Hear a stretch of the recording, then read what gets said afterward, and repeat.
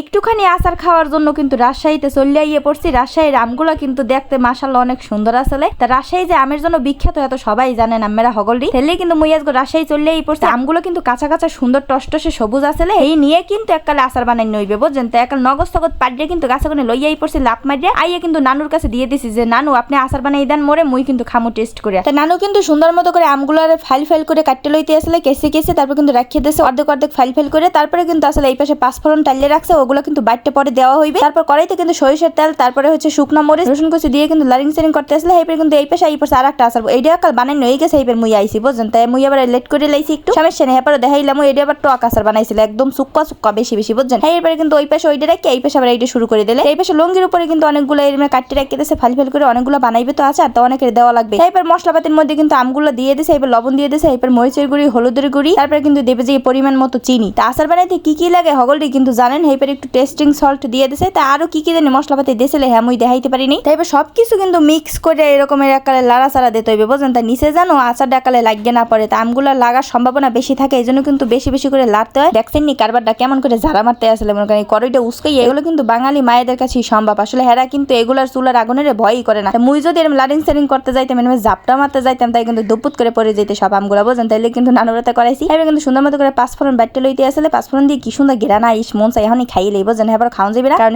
যে আচার বানানোর পর খাইতে হইবে। এবার কিন্তু আমগুলা লাইটে তারপর কিন্তু এই যে পাঁচফোড়ন গুলো দিয়ে দিতে হবে। তা পাঁচফোড়নের মধ্যে কি কি থাকে তো সবাই জানে। এবার কিন্তু হুগনা মরিচ টাইলে দিয়ে দিয়েছিল আর তেজপাতা টাইলে দিয়ে দিয়েছিল এই হচ্ছে যে পাঁচফোড়ন রেডি বুঝছেন। এবার কিন্তু লাইটে সেটে এবার দিয়ে দিয়েছে যে পাঁচফোড়ন গুলো পাঁচফোড়ন দিলে কিন্তু কালারটা চেঞ্জ হয়ে যায়। আগে দেখছেন কেমন কালার সবুজ আসলে এখন কিন্তু একটু লাল লাল হয়ে গেছে। তাই পাঁচফোড়ন যদি বেশি পরিমাণ দেন তাহলে কিন্তু আরো সুন্দর লাগবে। অবশ্যই একালে এত বেশি দিতে যাবে না কিন্তু একাল তিতা লাগবে। তাই কিন্তু অপর পাশের যে আমগুলো একাল চুক করে রেডি করতে আসলে আচারটা হেইটাই কিন্তু দিয়ে দিয়েছে পাঁচফোড়ন বুঝছেন। হেইটা আবার আগে দেয়নি পরে কিন্তু দুটোটাই দিয়ে দিয়েছে। তাই দুটোটার কালারটা দেখেন কি সুন্দর অমায়িক লাগতে আসলে। দুই পদের আচার কিন্তু হয়ে গেছে। তাই আচারগুলো কিন্তু একদম রেডি হয়ে গেছে। এখন কিন্তু মোরা খাইতে চললে ওই পড়ছি বাঙালি বলে কথা রেডি হয়ে গেছে এমনকি খামো না কারণ পরে ওই থই দিতে মন চায় সুক্কা বললে কথা। তাই মুই এবার সুক্কা ভালো খাই। এবার কিন্তু সুন্দর মতো করে দুটো পদের আচার দিয়ে খাইতে আসলাম। তাই দেখেন রসুনটা বাইরে রয়েছে এইটা দাঁত দিয়ে বুঝছেন। তাই রসুনটা চাবান পড়লে এত এত স্বাদ লাগে এত টেস্ট লাগে আচারের গুণে একটা ফেলে বেড়ায় সুন্দর মতো বুঝছেন। তা মুই এবার বাড়ার দিকে নজর দিচ্ছি আসলে বাড়াটা বেশি শক্ত হয় নাই কারণ এখন আমগুলো একটু ছোট ছোট এলে কিন্তু হালকা হালকা একটু নরম নরম আসলে তা খাইতে কিন্তু ভালোই লাগতে আসলে। তা দুই পদের আচার কিন্তু মুগ আজকে খাওয়া শেষ। আচারগুলো কেমন লাগছে অবশ্যই কমেন্ট করে জানাবেন আর আমগুলো কেমন লাগছে অবশ্যই কমেন্ট করে জানাবেন। রাজশাহীর আম বলে কথা